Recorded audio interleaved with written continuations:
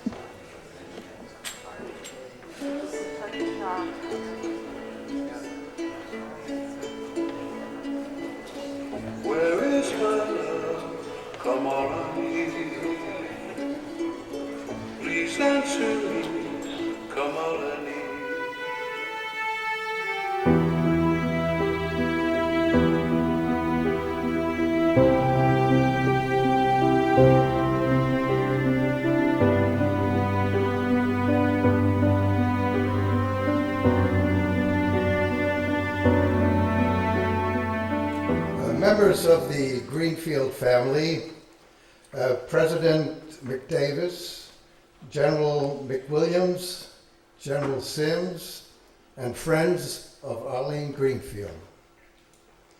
It is indeed a sad occasion for me to start this final goodbye process for my dear friend Arlene on the day which she would have had her 65th birthday. All of you knew her here and knew her at different periods of her life. For me, she was a fellow member of the Fort Myer Retiree Council for more than 10 years. That is how long I knew her and worked with her. Her work for the council lasted until the very last day of her life, and it seemed unbelievable, not just for me, but for absolutely everyone I notified, that she was no longer among us. It was shocking. And now, as we meet for a memorial service, it seems so sad that many of us will, for the first time, learn about all of her involvements, about all of the volunteer efforts that she was involved in, and all that she was willing to do for others. Some of you will be astounded to hear of the extent of her involvements, as you will hear from those who knew her from different niches of her work. But there is a thread which we have picked up collectively. We can all state the same.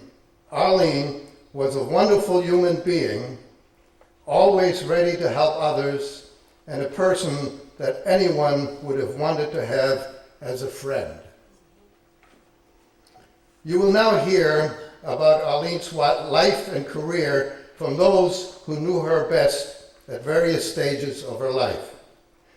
The speakers will come successively to the platform in the following order without any further introductions. First, her brother Stuart Greenfield, who can tell us about her early life. Next, Brigadier General Earl Sims, who can remember Arlene's active duty days when she served in the Adjutant General's branch. Thereafter, her two neighbors on Quebec Street, Brenda Crane and Jim Wise, who will speak on behalf of all her Sherrydale friends and neighbors, and who are familiar with her home life. Highlighting her volunteer work at the alma mater at Ohio University will be its current president, Dr. Roderick McDavis. A reading will follow by her niece from California, Amy Green, who will recite a modern poem inspired by the Old Testament. Anchoring the recitations will be Major General D. McWilliams, who currently serves as president of the Women's Army Foundation, where Arlene had served on its board of directors, enumerating her many activities on behalf of women. Stuart, would you please come to the...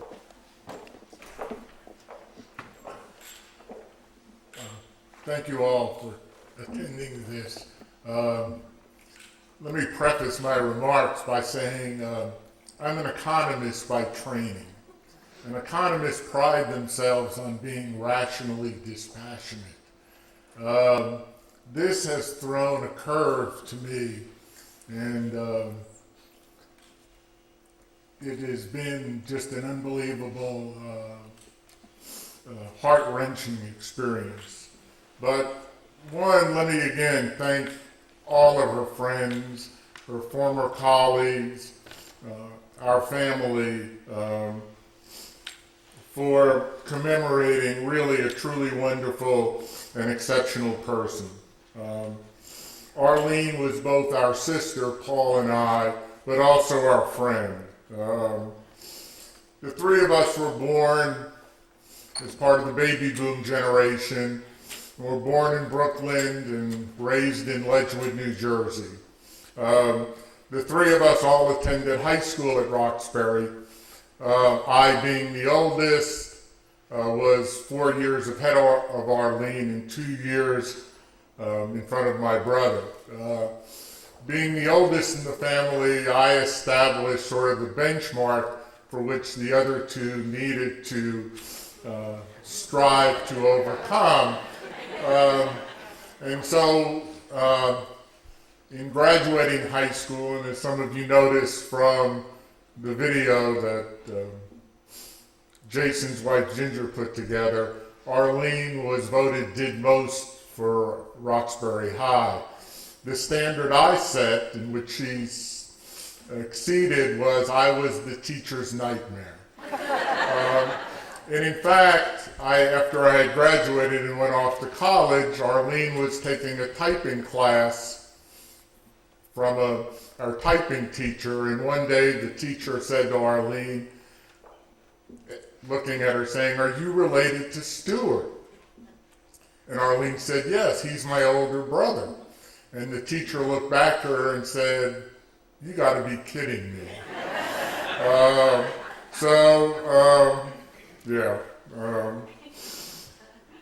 And so, as I said, I was a teacher's nightmare.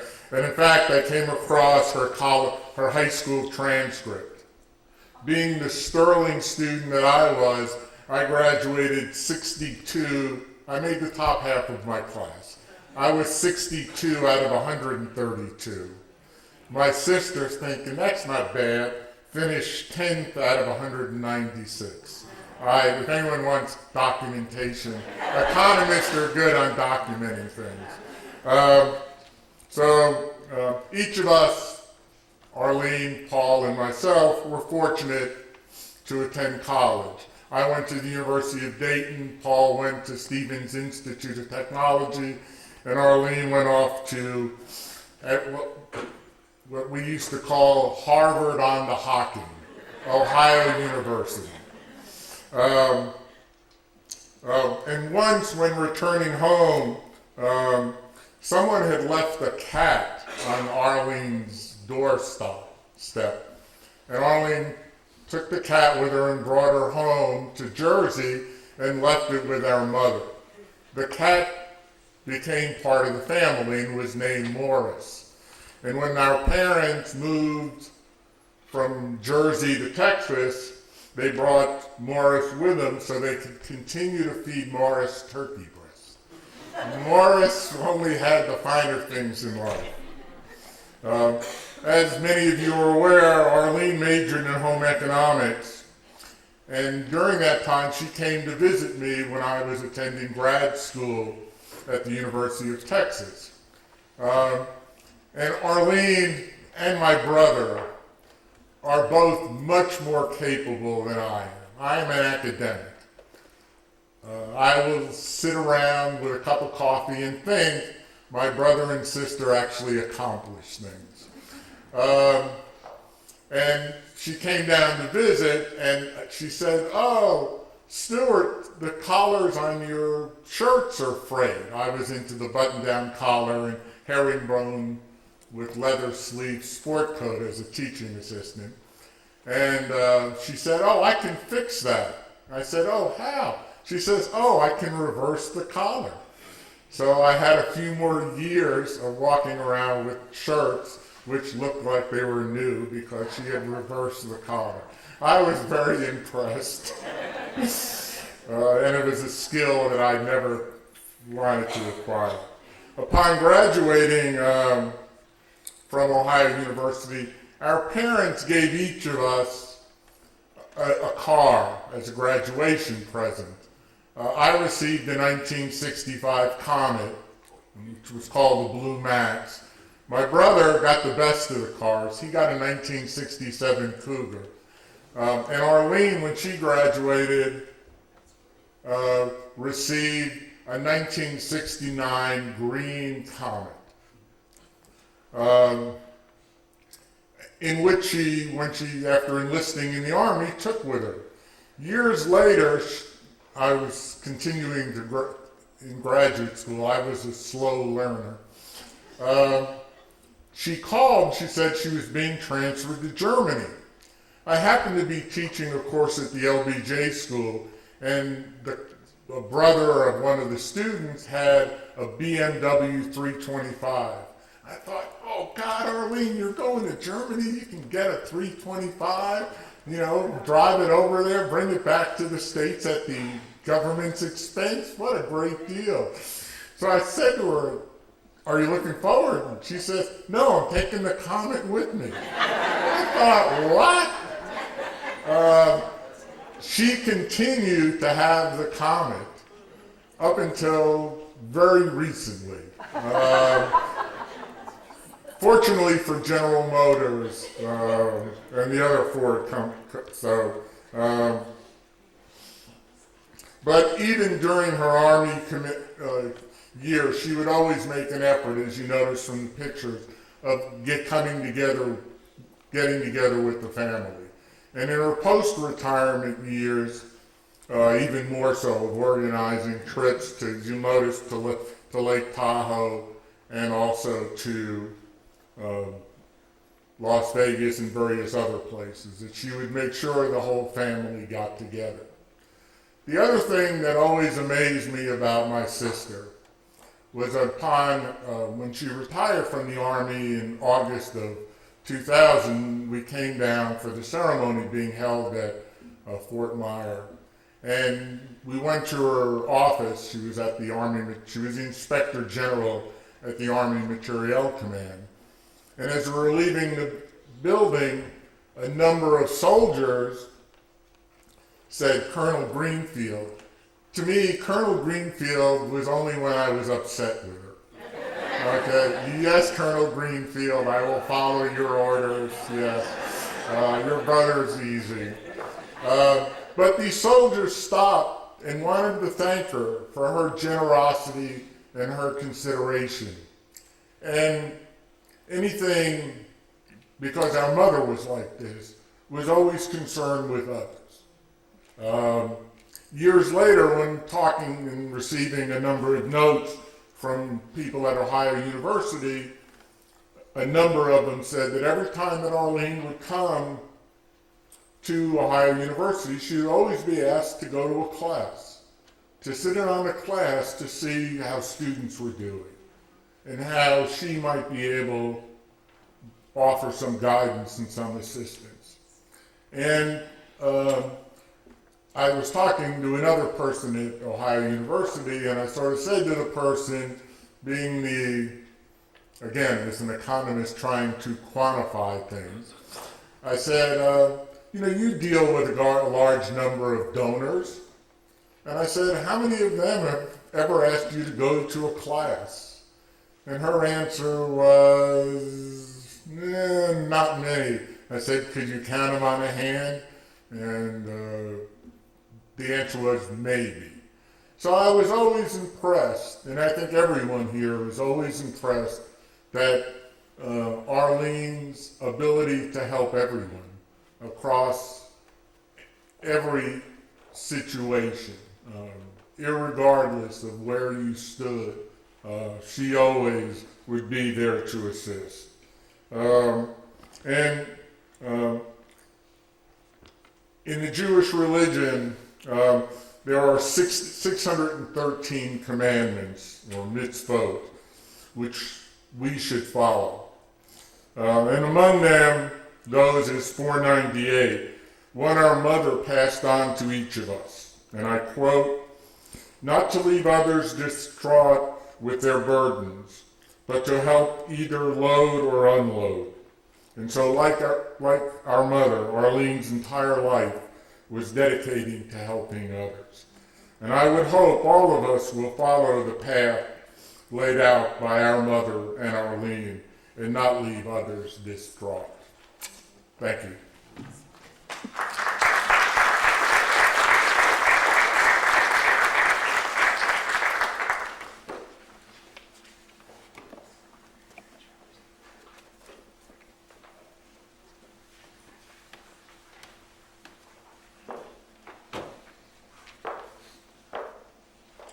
Good morning. Not like Stuart, but I am given to be emotional at times. And so I've prepared my remarks, and I hope to stick with it. My wife's not here, so she can't give me the signal. I don't know what you're talking about. Arlene would understand that. But one side note, Stuart, The last time that I talked with Arlene was at Cortez Dial and his wife's 40th anniversary just a couple of weeks ago. And we had a great time getting to know each other again and recognize that we lived 15 minutes apart and hadn't seen each other until we go out of town. So we said we were going to rectify that. Unfortunately, we weren't able to do that. However, as we were leaving the event and going to our cars, Arlene went over to her car, and I don't know what kind of car it was, but it was old. And so I said, "Arlene, is that your car?" She said, "Yes." I said, "That's an antique." And so she says, "It runs." And so that was really our parting comments. But anyhow, she had more important things that she was about. I'd like to briefly cover her military career and the contribution she's made there. Certainly the program has it laid out, and so I will probably follow that chronological sequence. A soldier, a comrade, and a friend. Arlene's service to our country began with a commission in the Army Women's Army Corps. That humble beginning prompted this quiet, dedicated officer's quest to facilitate the advancement of women in our Army by first demonstrating her own skills as an officer and leader, from Lieutenant Colonel Command to Inspector General of the Army Military Army Materiel Command, whose one of the senior representatives are here, Mrs. Melinda Darby. To a director of the Major Personnel Program in the Army's Deputy Chief of Staff for Personnel on the Army staff. Her impact continued to be felt as a member of the powerful Defense Advisory Committee on Women in the Service. We know it as DACWITS. And subsequently as a member of the Department of Veterans Affairs Center for Women Veterans. Her efforts supporting soldiers didn't stop upon her retirement, as indicated by her volunteer work with the USO. For those of you who have flown in and out of the Reagan Airport, if you stopped into the USO, you were probably going to get serviced by Arlene. The Fort Myers Retiree Council, as you already have heard about. She also served on the Army's Chief of Staff's Retiree Council and made major contributions there. I often wonder where she would have gotten her energy to do all of these things. But just like you, I'm just discovering that this was just the surface, scratching the surface of those things that she was involved with and contributed to. This is only a part of her story, the military side.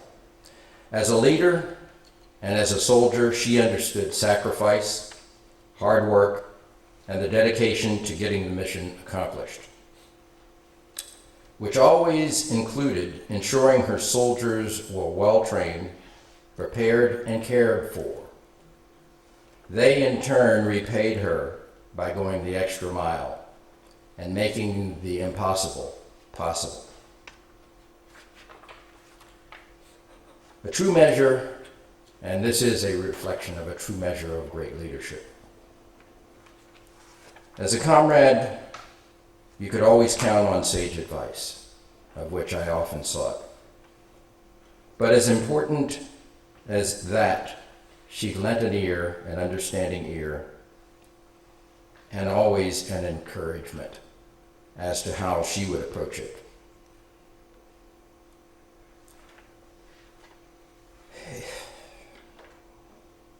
It was often that she and another gentleman who's here with us today, Cortez Dial, and I, when we were in command, would share our challenges. And Arlene was always the quiet one. Each of us always had our opinions. And at the conclusion of it all, she would summarize it, and we would look at each other and say, well, why didn't we think of that? But that's just the way Arlene was. And then finally, as a friend, even in retirement, although we weren't able to connect frequently, I often thought about her, and when we did see and catch up, we reminisced on the good times, and we talked about what was in the future for her. I got a glimpse of some of the things that she was involved with, but again, I was not anywhere prepared to understand the significance of all that she was involved with and the people who she touched. Arlene, as you look down on this gathering, I think you recognize that there are people whose lives you affect and whose paths you have laid and will not be the same without you. But certainly in your memory will continue the work that you have done and begun. This officer, comrade, and soldier was one that set a mark that our Army and our Department of Defense will forever recognize her contributions.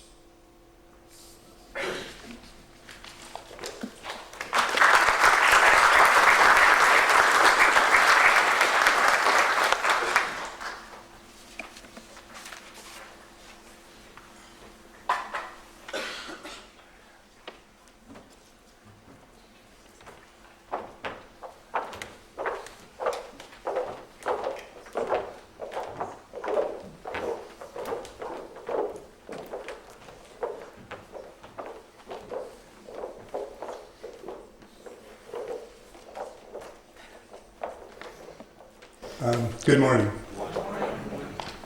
I just want to make an observation.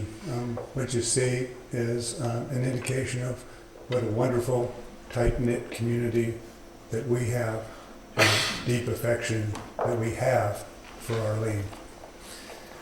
Today, two generals and a university president will remember Arlene Greenfield as an accomplished colonel in the United States Army, a philanthropist, and a tireless volunteer at her alma mater. Today we are here to remember Arlene as our dear friend and neighbor, generous, caring, thoughtful, humble, a person we can all count on. We affectionately dubbed Arlene the Colonel, and there was a slight hint of irony in that moniker. For to us, Arlene was far from stern and serious. She was the one who was always ready to celebrate a birthday, a graduation, or a holiday. She was always the one who brought the balloons and the bloom.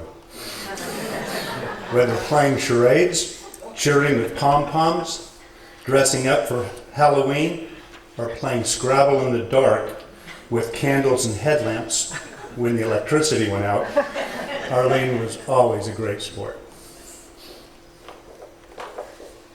For years, when we would come home from work on our birthdays, we would find banners, balloons, and flags festooning our front door and our back patios. The festive display simply appeared and was always a wonderful mystery. Until one day I left for work on my birthday, realized I had forgotten something, and returned home. There was Arlene on the front porch, our colonel, the birthday bandit, caught red-handed. It's so appropriate that we are all gathered here to celebrate her on her birthday. Arlene had a great sense of humor, and she was intensely proud of her service in the U.S. Army.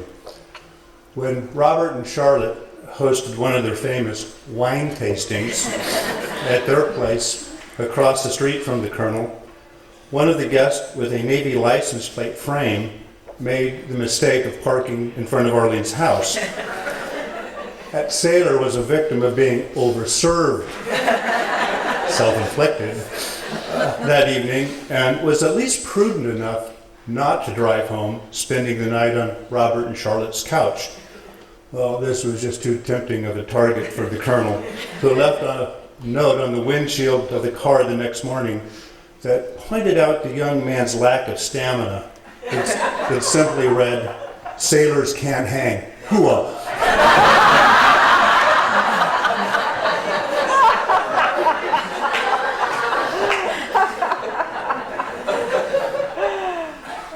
She was always generous. If we just mentioned that we were thinking of a trip to France or Italy, the next day a big bag of brochures, guidebooks, phrase books would appear on our porch.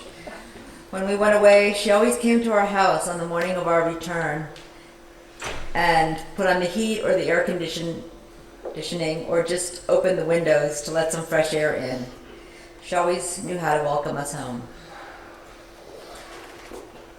She was our own Home Depot, with a garage full of lawnmowers, wheelbarrows, and ladders that she was eager to share. We could always count on her not just to celebrate life's good times with us, but to come early to a gathering, to help set up, and stay late when everyone else was gone, to wash dishes and just help clean up.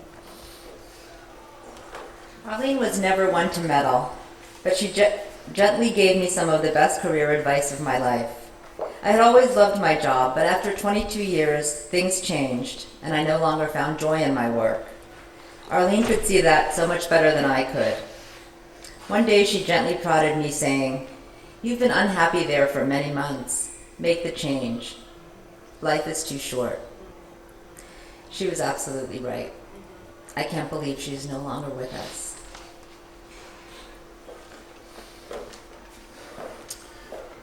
The Colonel, always thoughtful and caring, left behind comforting words for us, even after she passed. This passage from the Austrian poet Rilke was framed on the wall of her home office, quote, "One must never despair if something is lost, a person or a joy or a happiness. Everything comes back more gloriously. What falls away, falls away. What belongs to us remains with us. For everything proceeds according to laws greater than our insight. One must live in oneself and think of the whole of life, of all its millions of possibilities, expanses, and futures, in the face of which there is nothing past or lost." Thank you.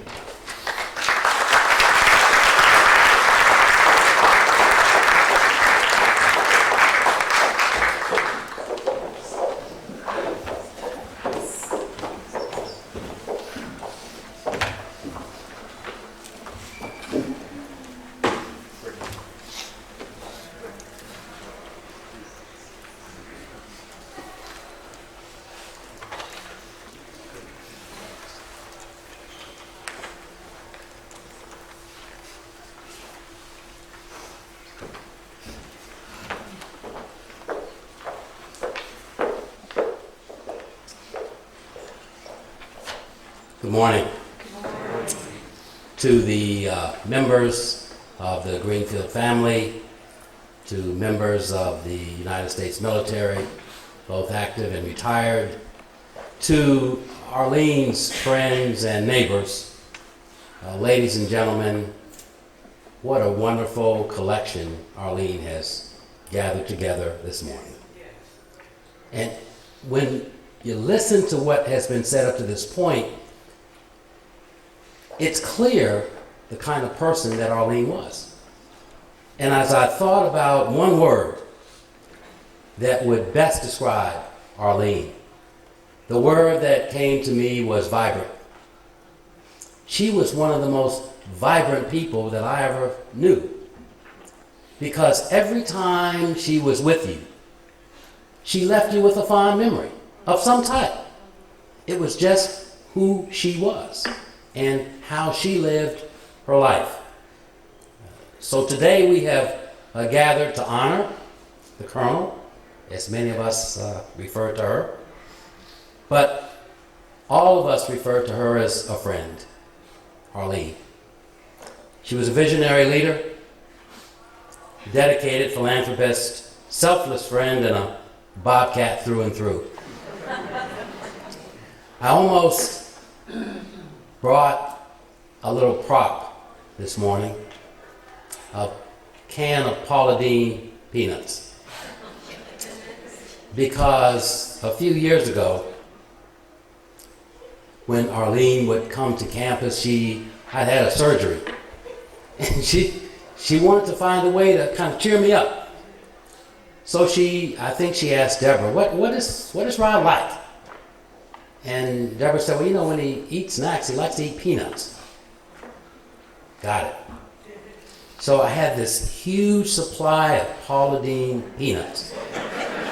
And I've had them for the last year. Still have some. Was eating some last night. But that's who she was. Very giving, as we've heard. Deborah, my better half, has a collection of elephants. Why did she let Arlene know that?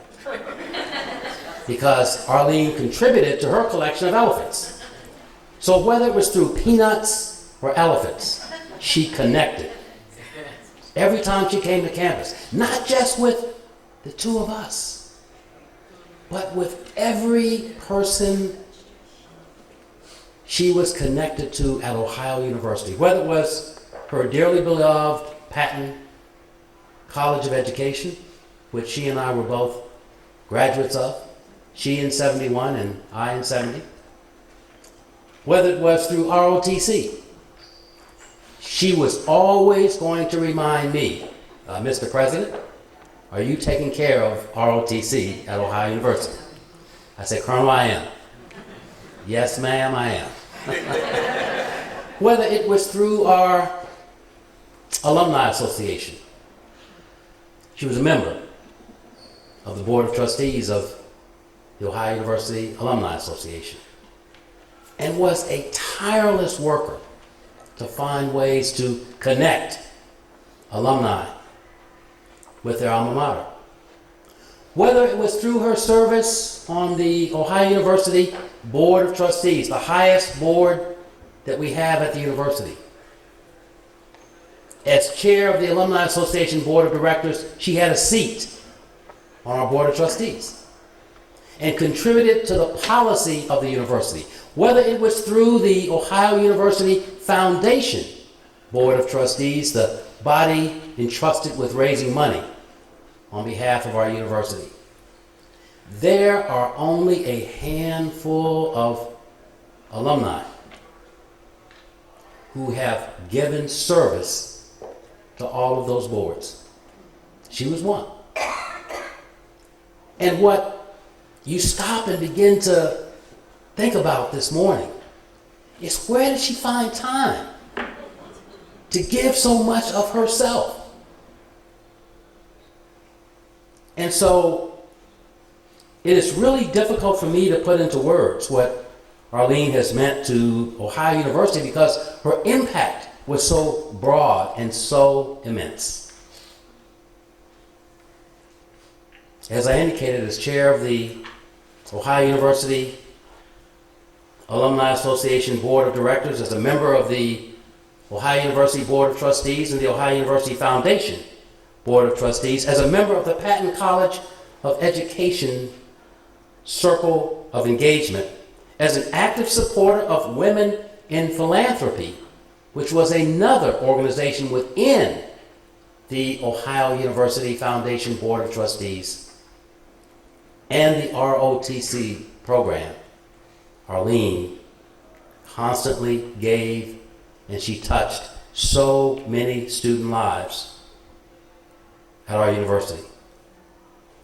Her lasting connection with Ohio University is our hope for all Ohio University alumni. Her dedicated leadership, giving spirit, and Bobcat pride continues to inspire students today and will forever continue to inspire our university. Anyone who knew Arlene understood that her devotion to Ohio University stemmed from her deep love of students, our military students and veterans. In particular, they benefited from her loyalty.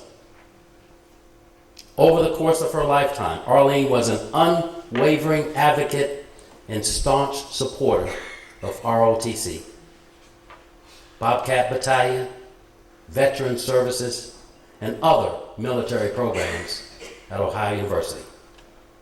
Likewise, as has been mentioned, students in the Patton College of Education felt her impact. As a 1971 graduate of the Patton College, Arlene worked tirelessly to provide scholarships and services to the students who followed in her academic footsteps. Arlene's broad support and giving spirit touches the lives of nearly every Ohio University student today in one way or another. To quote David Brightbill, chair of the Ohio University Board of Trustees, Arlene always had time for Ohio University. Spending many hours on campus, she will always be a member of the Bobcat community. To be sure, Arlene was a deeply devoted Ohio alumna, but perhaps most memorable and perhaps most important is the genuine kindness that our dear friend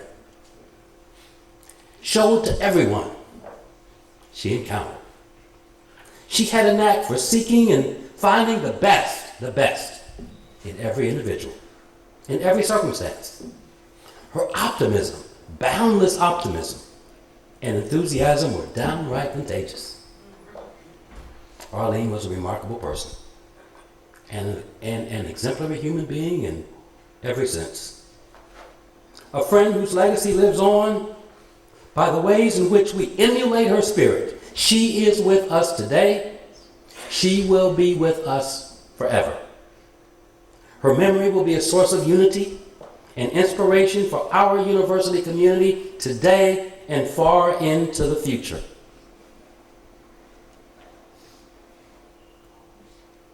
Vibrant, loyal, dedicated,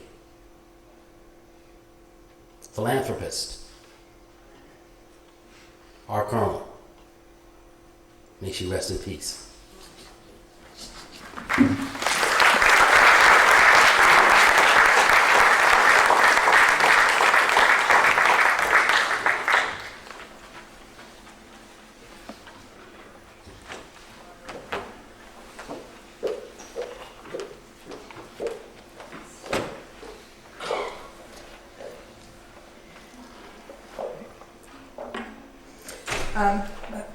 Before I read a poem that has brought some comfort to me over the past few weeks, I wanted to take a minute to thank all of you for being here today. So many of you in this room.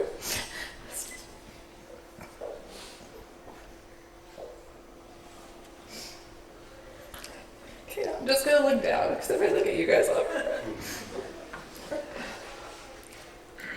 So many of you in this room have gone well above and beyond the call of duty to help our family in the wake of this devastating loss. I hope to have the chance to thank each one of you personally today after the service.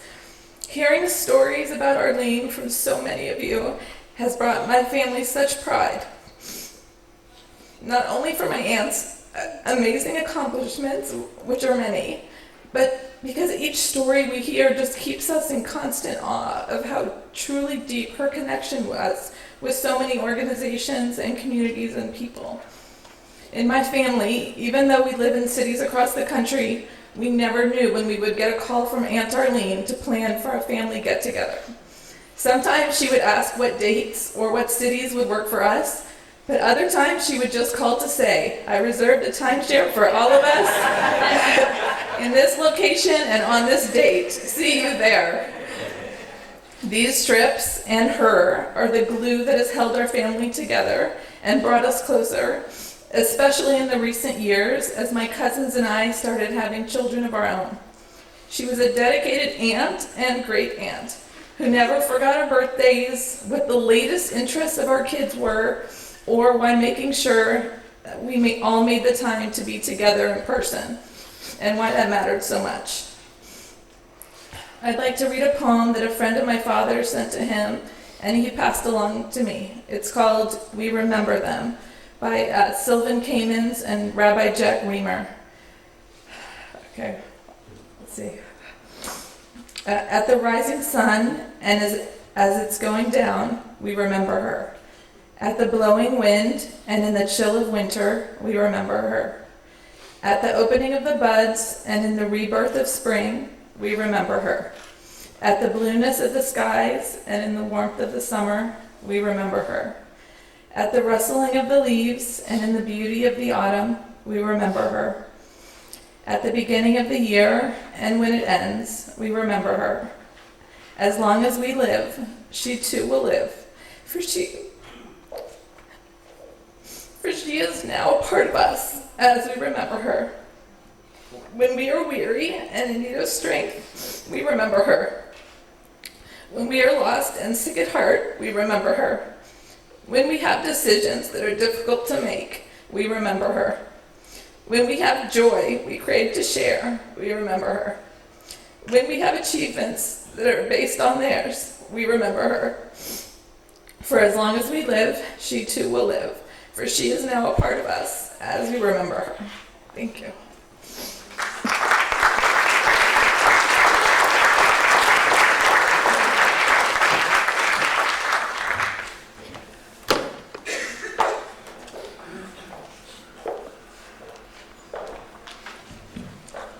Arlene Greenfield, the Renaissance woman.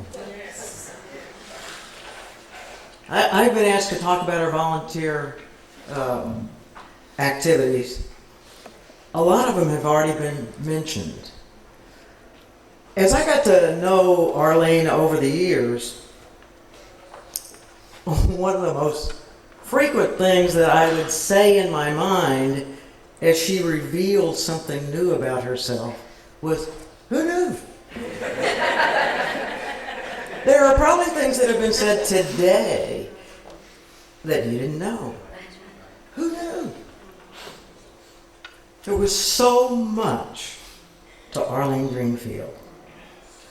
A lot of her volunteer or after military retirement activities have already been talked about.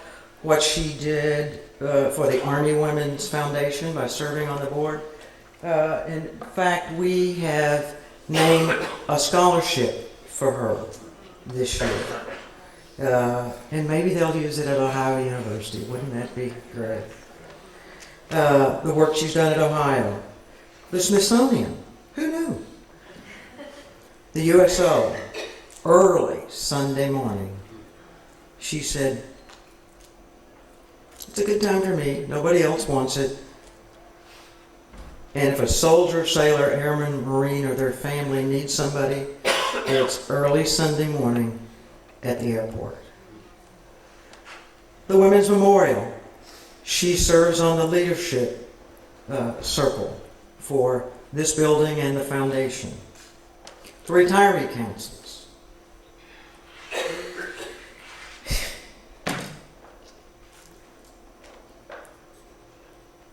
The thread I've seen going through these things is Arlene's not gone.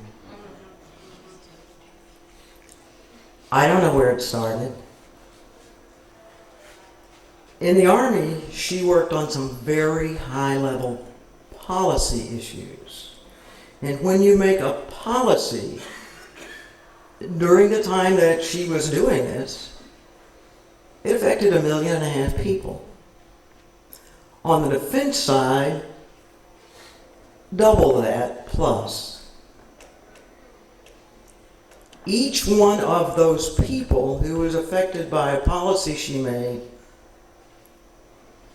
or the few fortunate ones who were affected by seeing Arlene's leadership style. Arlene led by showing people how to treat people. I never heard her raise her voice. Maybe she did, who knew? But when you take years and years of the multiplying effect of Captain Greenfield, Lieutenant Greenfield, Colonel Greenfield, I want to be like her. When she got mad, this is how she handled it. When she corrected me, this is how she handled it. When she dealt with diversity issues, and she was on high-level policy positions in the military on those things. The impact across the military, and as those people got out of the military, it transitioned into their lives. That's Arlene's legacy. Millions and millions of people who've been fortunate enough to say, who knew she'd have that kind of impact on me? And that's our Arlene, the Renaissance woman.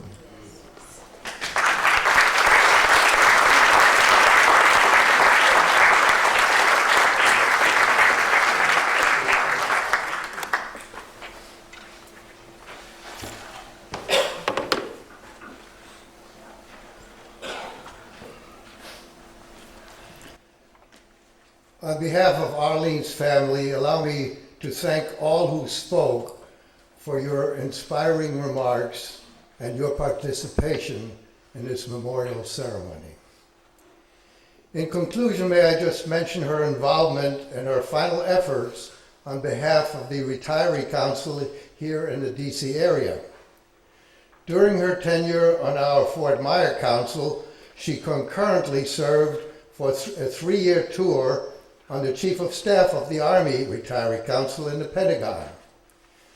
There, she was involved in developing recommendations to effect changes in support of the nationwide Army retiree population for their betterment in all aspects of their retired lives.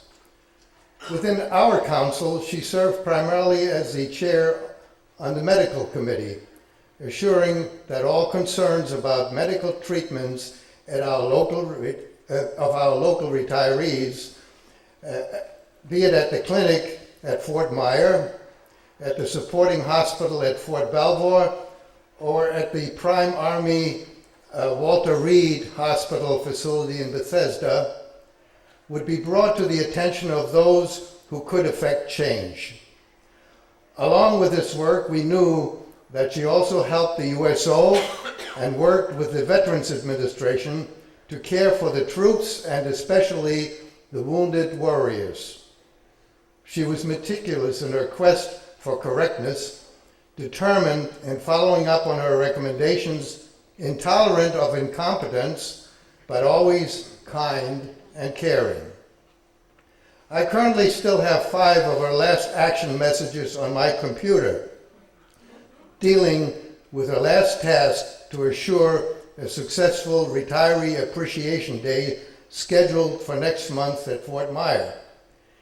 It was my last message which she never answered. And now, I cannot bring myself to delete those messages from AF Greenfield at Earthlink.net. That would seem so final a step I'm not prepared to take as yet. I think you can understand that, since all of you would want to keep some connection with Arlene, who has been torn away from us much too early in her busy life. This memorial service will now come to a conclusion, but it is but an interim step. Many of us will be able to meet again when we will bring Arlene to her final resting place here at Arlington National Cemetery. That is scheduled for 9 a.m. Wednesday, January 14th, 2015. Those who wish to attend should be at the Cemetery Administration Building right around the corner from here by about 0830 hours, where the family will have a room to receive attendees. Thereafter, all will be asked to return to their respective vehicles and to proceed behind the hearse to a transfer point where the honor guard and a caisson will be waiting, and hence to continue behind the troops to arrive at the prescribed time at the gravesite. You are now invited to join the family at their sponsored buffet luncheon at the far end of the hallway outside. in memory of Arlene. Thank you so much for coming to honor Arlene.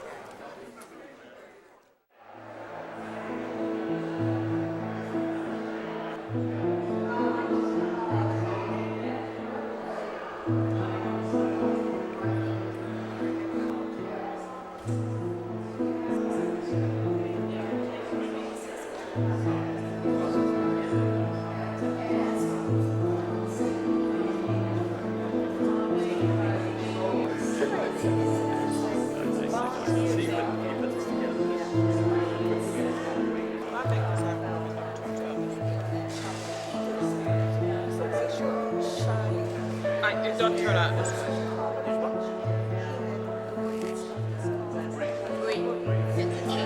It's a cheese thing, yeah.